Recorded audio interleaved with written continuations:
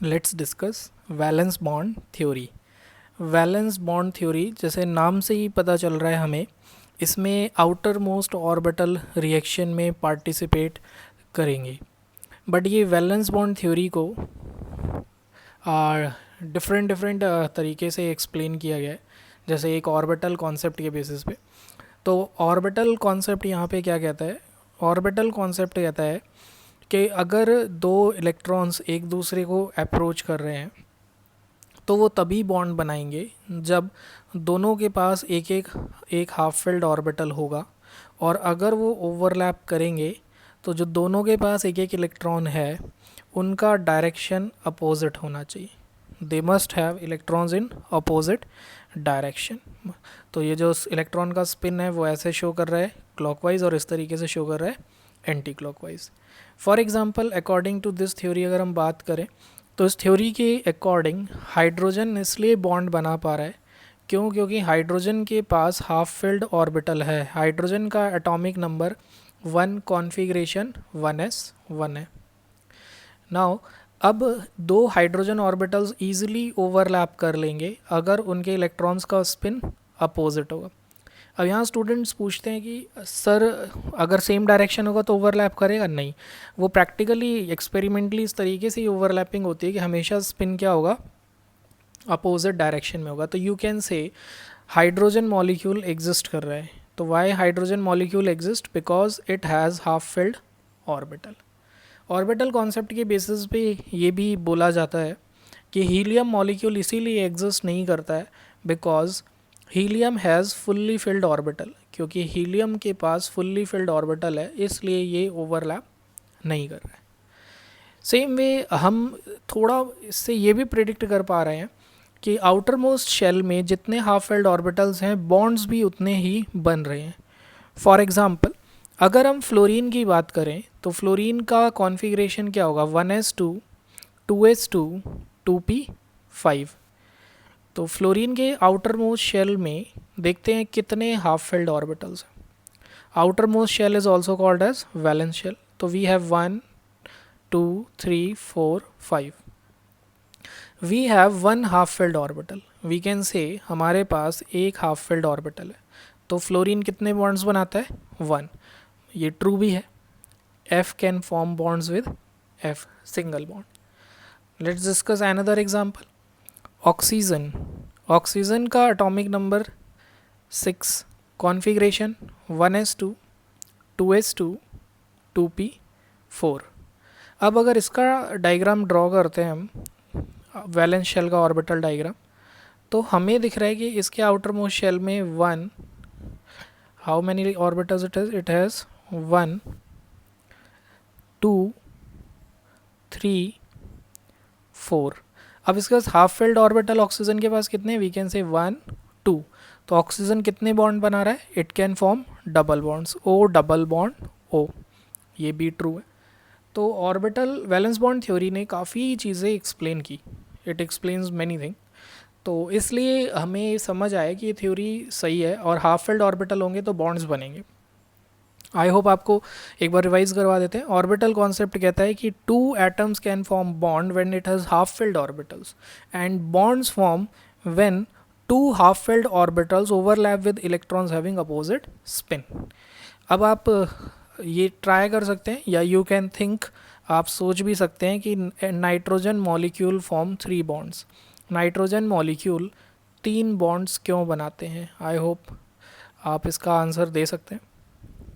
Next concept जो explain किया था वैलेंस बॉन्ड थ्योरी ने, ऑर्बिटल के साथ साथ it also consider energy concept. Energy concept का मतलब था कि जब दो एटम्स अट्रैक्ट करते हैं एक दूसरे को, तो when two atoms start attracting each other then they start experiencing force of attraction as well as force of repulsion. जब दो एटम्स एक दूसरे को अप्रोच कर रहे हैं, like this we have 2 atom and they start approaching each other, और सभी के पास सेंटर पे क्या है? न्यूक्लियस है, और न्यूक्लियस पे we all know that it has positive charge. Suppose हम एग्जांपल लेते हैं हाइड्रोजन का। We have hydrogen atom.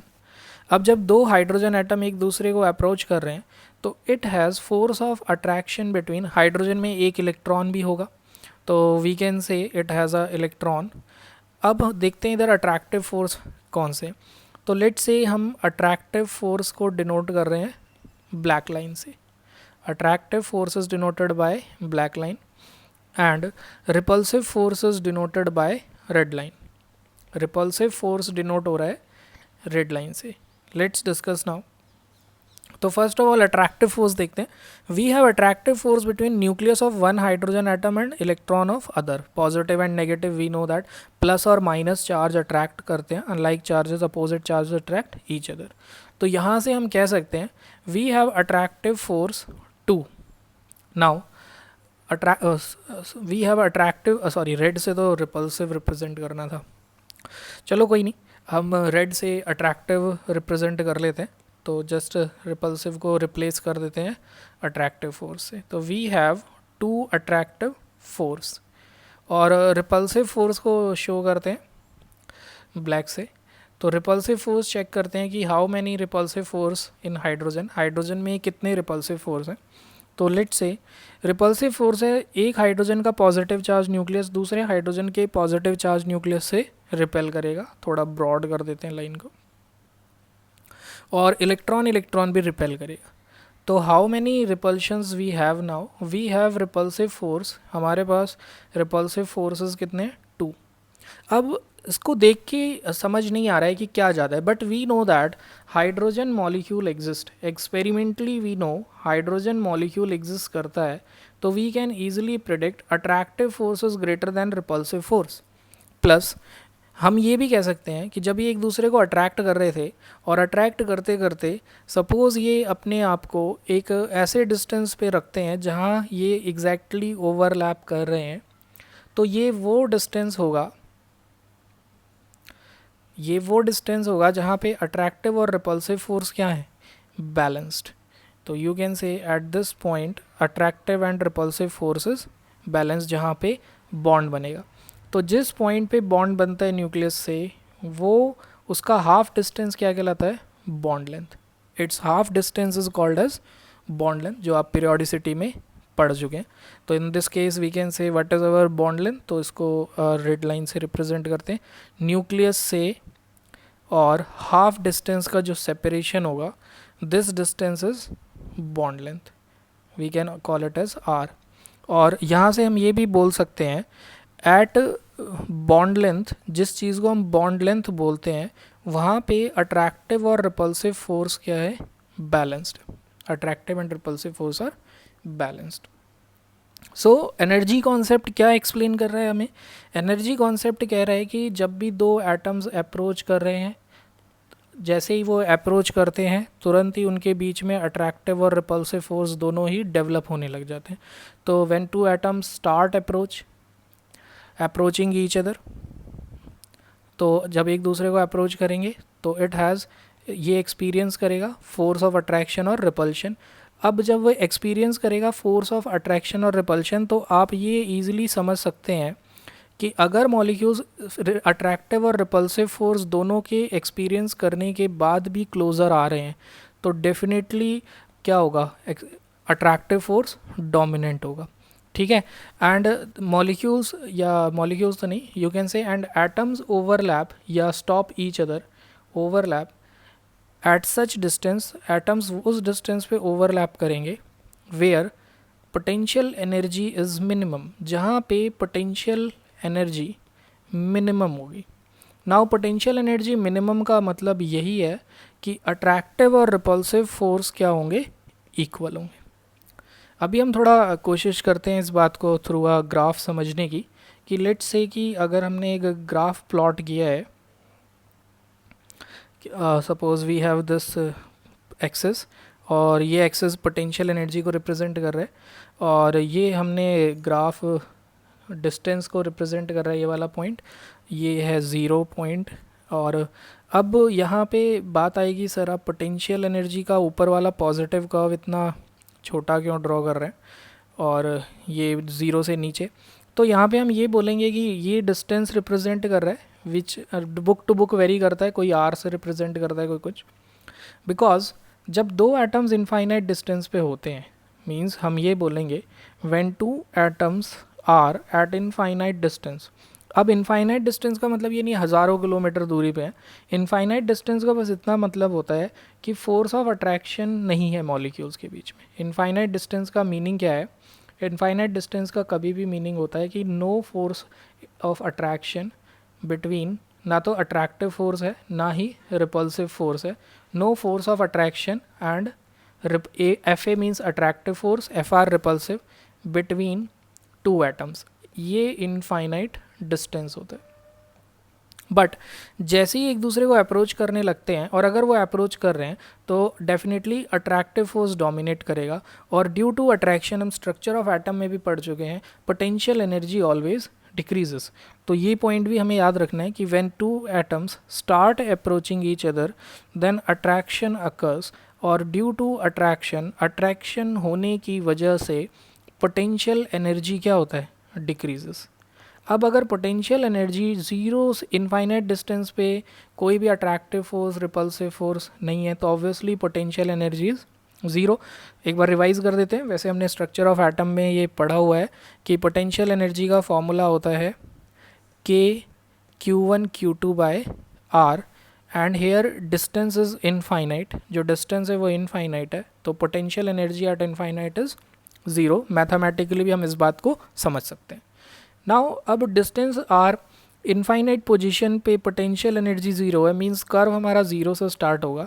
जैसे जैसे एटम्स अप्रोच करेंगे इसकी एनर्जी डिक्रीज़ होगी, और एक पर्टिकुलर डिस्टेंस पे ये बॉन्ड बना लेंगे।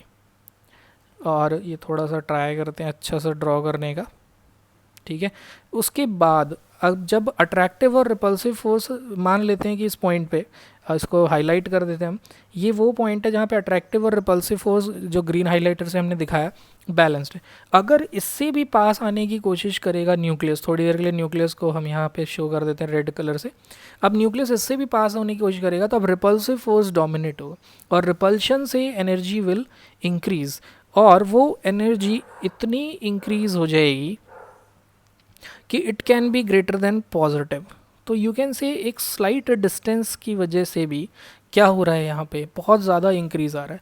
तो जिस पॉइंट पे पोटेंशियल एनर्जी मिनिमम है या नेगेटिव है, this point is called as bond length. This point is called as bond length. इस पॉइंट को हम क्या बोलेंगे? बॉन्ड लेंथ बोलेंगे, आर नॉट।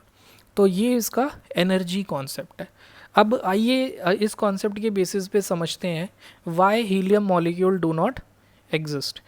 तो अगर हम बात करते हैं कि हीलियम मॉलिक्यूल एग्जिस्ट क्यों नहीं करता, तो this is a very important question in NCERT. Helium He2 molecule does not exist. तो इसका रीज़न फाइंड करने की कोशिश करते हैं। हमें पता है कि हीलियम का पे +2 चार्ज होता है, और हीलियम के पास इलेक्ट्रॉन्स भी 2 होते हैं। तो अगर हम देखते हैं कि सपोज़ ये 2 हीलियम एटम है, और ये इसके सेंटर पे ये न्यूक्लियस है which has positive charge, plus electrons को हम ब्लू कलर से बनाते हैं कि इट हैज़ 2 इलेक्ट्रॉन्स। अब हम अट्रैक्टिव और रिपल्सिव फोर्स फाइंड करने की कोशिश करते हैं, तो अट्रैक्टिव फोर्स को ब्लू कलर से फाइंड करते हैं। तो अट्रैक्टिव फोर्स चेक करते हैं। अट्रैक्टिव फोर्स किसके बीच में होंगे? न्यूक्लियस और इलेक्ट्रॉन के बीच में 1, फिर इधर न्यूक्लियस इलेक्ट्रॉन 2, फिर दूसरे वाले हीलियम के न्यूक्लियस और इलेक्ट्रॉन 3 और 4। तो वी हैव 4 अट्रैक्टिव फोर्सेस। अब रिपल्सिव फोर्सेस को हम रेड कलर से डिनोट करते हैं। लेट्स सी रिपल्सिव फोर्सेस कितने हैं। तो रिपल्सिव है न्यूक्लियस और न्यूक्लियस के बीच में 1, इलेक्ट्रॉन और इलेक्ट्रॉन के बीच में 2, फिर इधर इलेक्ट्रॉन इलेक्ट्रॉन के बीच में 3, प्लस डायगनली भी इलेक्ट्रॉन इलेक्ट्रॉन के बीच में है, तो इसको थोड़ा सा डार्क कर देते हैं। तो एक रिपल्सिव फोर्स एक्स्ट्रा ये भी है, और एक ये भी एक्स्ट्रा रिपल्सिव फोर्स है। तो अगर हम देखें तो वी हैव 5 रिपल्सिव फोर्सेस। अब क्या ज़्यादा है, अट्रैक्टिव फोर्स ज़्यादा है या रिपल्सिव? तो obviously helium molecule does not exist because repulsive forces dominant over, जो रिपल्सिव फोर्सेस हैं वो डोमिनेंट है किस पे? अट्रैक्टिव फोर्सेस पे, डोमिनेंट ओवर अट्रैक्टिव फोर्सेस। तो that is your valence bond theory, जो कहता है outer most orbital half filled होता है तो ओवरलैप करता है, लेकिन हाफ फिल्ड होने के साथ साथ एक चीज़ और भी वर्क करती है यहाँ पे, वो क्या वर्क करता है, that is your energy criteria. Plus valence bond theory के अकॉर्डिंग अभी जो वैलेंस बॉन्ड थ्योरी हमें क्या क्या बात सोचने के लिए मजबूर करती है, think about it. Next lecture में कवर करेंगे कि हम ये सही सोच रहे हैं नहीं। ये सोचने पे मजबूर कर रही है all half filled orbitals form bond according to VBT. जितने भी हाफ फिल्ड ऑर्बिटल्स हैं उन्हें बॉन्ड बनाना चाहिए। प्लस अभी वी केमिकल बॉन्डिंग में हम पढ़ते हैं कि फर्स्ट बॉन्ड जो भी बनता है वो हमेशा सिग्मा बॉन्ड बनता है। तो all molecules form sigma bond, मतलब कोई भी ऐसा मॉलिक्यूल एग्जिस्ट नहीं करेगा जिसमें सिर्फ पाई बॉन्ड हो, सिग्मा बॉन्ड ना हो, ये भी वीबीटी का कहना है।